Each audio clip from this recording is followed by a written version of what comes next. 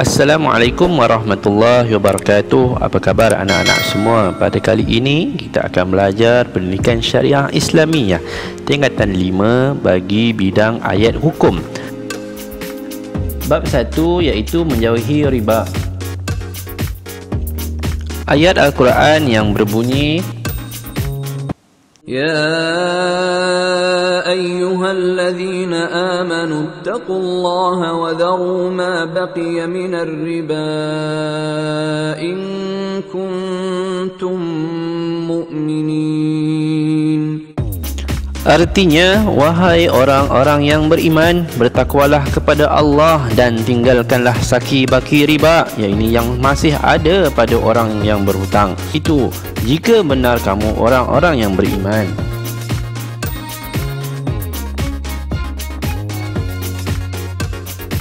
Sabab nuzul ayat 278 hingga 280 surah Al-Baqarah. Diriwayatkan oleh Ibnu Abbas bahawa Bani Amru meminta keizinan daripada Gubernur Mekah untuk mengambil saki baki harta riba daripada Bani Mughirah setelah riba diharamkan. Apabila berita tersebut sampai kepada Rasulullah sallallahu alaihi wasallam, maka turunlah ayat ini. Kaedah istinbat hukum berdasarkan lafaz zaru. Ulama mengistinbatkan hukum ayat di atas berdasarkan lafaz zaru, iaitu fi'il amar yang menunjukkan perintah wajib untuk meninggalkan amalan riba dalam harta. Oleh itu wajib membersihkan harta daripada sebarang unsur yang mengandungi riba. Konsep takwa dan riba. Pengertian takwa. Dari sudut bahasa, takwa adalah takut. Dari sudut istilah, pengabdian secara menyeluruh bagi seorang hamba kepada Allah berasaskan 4 faktor, iaitu takut, harap, sabar dan syukur.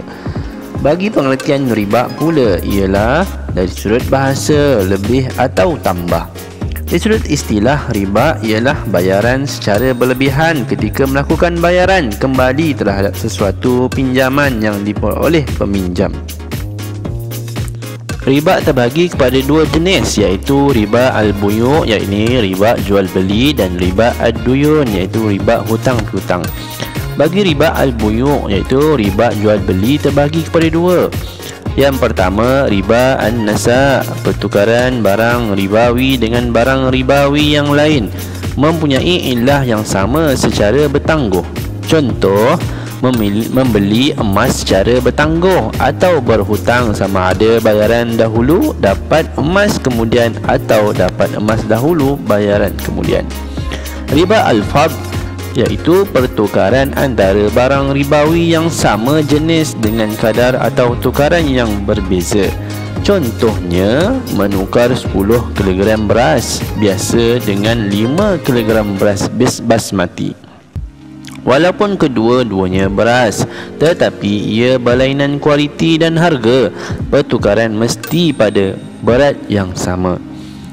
Riba ad-duyun terbagi kepada 2. Yang pertama, riba al-jahiliyah, iaitu sesuatu penambahan daripada hutang yang asal kerana berlaku penangguhan tempoh masa bayaran. Contoh, Ahmad meminjamkan duit 1,000 kepada Mahmud untuk tempoh masa 5 bulan. Tetapi jika melebihi tempoh tersebut akan didenda RM200. Denda kelewatan tersebut ialah riba. Riba yang kedua ialah riba al-qard, sesuatu pengambilan manfaat atau penambahan tertentu yang disyaratkan kepada penerima hutang. Contohnya, Ahmad meminjamkan duit 1,000 kepada Mahmud dan meletakkan syarat mesti dipulangkan sebanyak RM1,200. Lebihan RM200 itu merupakan riba.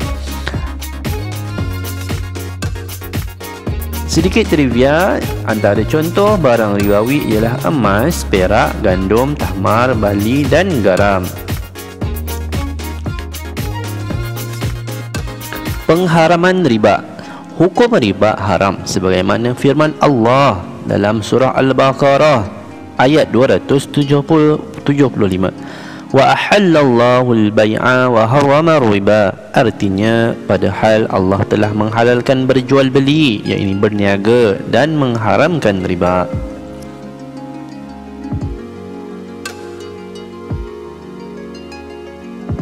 Takwa menjauhkan diri daripada amalan riba. Yang pertama, kepatuhan yang menyeluruh terhadap semua suruhan dan larangan Allah dalam kehidupan seharian, seperti larangan mengambil hak orang lain. Yang kedua, memandu manusia supaya berlaku adil dalam sebarang muamalah, terutama bidang ekonomi, dan menjauhkan diri daripada riba yang boleh menceroboh hak orang lain.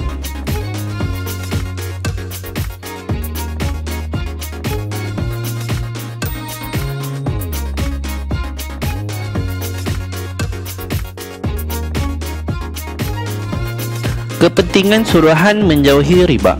Yang pertama, amalan riba merupakan perbuatan mengambil dan makan harta orang lain secara batil dan menjadi darah daging yang haram selama-lamanya. Yang kedua, melahirkan sifat tamak dan monopoli yang boleh menjejaskan ekonomi umat Islam.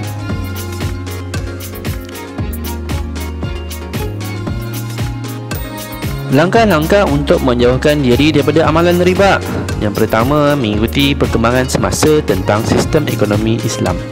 Yang kedua, mematuhi prinsip muamalah Islam.